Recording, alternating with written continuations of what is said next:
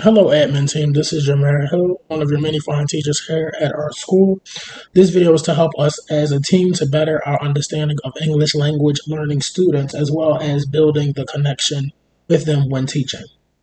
When it comes to cultural influences, there can be several things that can conflict with your teaching and instructions. A topic to take into consideration that may be a cultural influence on teaching and learning is values associated with a particular culture or ethnic groups. Sorry. As we know, not all children learn the same or are raised in the same home environment in the same way. And as a teacher, we must take into consideration that students will have different needs, and it is up to us as teachers and admin to make sure all their needs are met. For example, you may have a student that comes from a religious background that has to pray several times a day.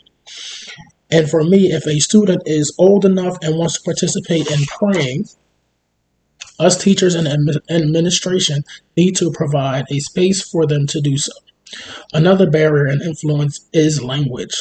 Although we live in a country that speaks mostly English, we are also very diverse, and there are families from all around the world that live here that are bilingual or only speak their native tongue. With that being said, it is important for us as a school to not only identify these students and families, but also to make sure we do all we can to support and encourage them in their growth along the way. Social and emotional learning, or SEL, is necessary for all students actually. When dealing with early language learning students, though, this also allows you to look for opportunities and learn about their experiences while also building a relationship and connections with the child.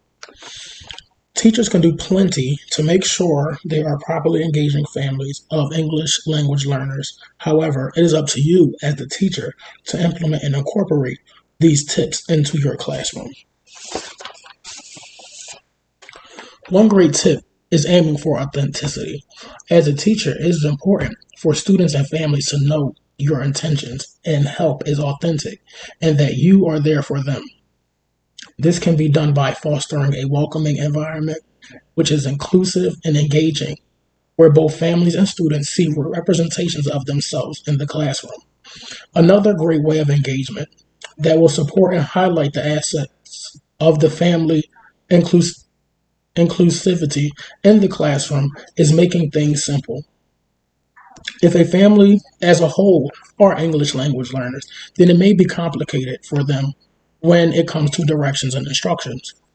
Making sure you not only provide them with information, but provide them with it in their native language and make the information or directions as direct and simple as possible.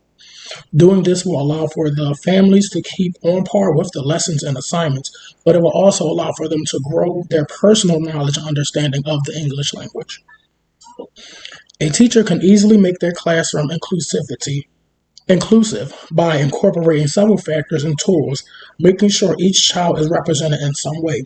The easiest way I personally feel this can be done is by having different artworks by many different peoples of cultures. You have books and pictures, etc., that are all multicultural. As the school year progresses, I would ensure to have something that represents all the children in my class. Another great way to make sure your classroom is inclusive and accepting of all your students is letting the students do a get to know me activity or assignment.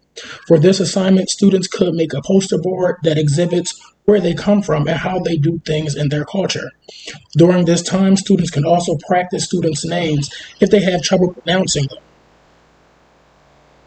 And this will certainly make the English language learning student feel accepted and welcome in your classroom. Lastly, both the families and community practices have great influences on language learning. For instance, if a student only speaks English at home, if a student only speaks Spanish, at home and English at school, they are influenced by both languages and cultures in some way. As teachers, we need to make things like this, we need to take things like this into consideration when dealing with students and make sure we're always there for support they need. Thanks again, and this is Jameer Hill. Thanks for watching.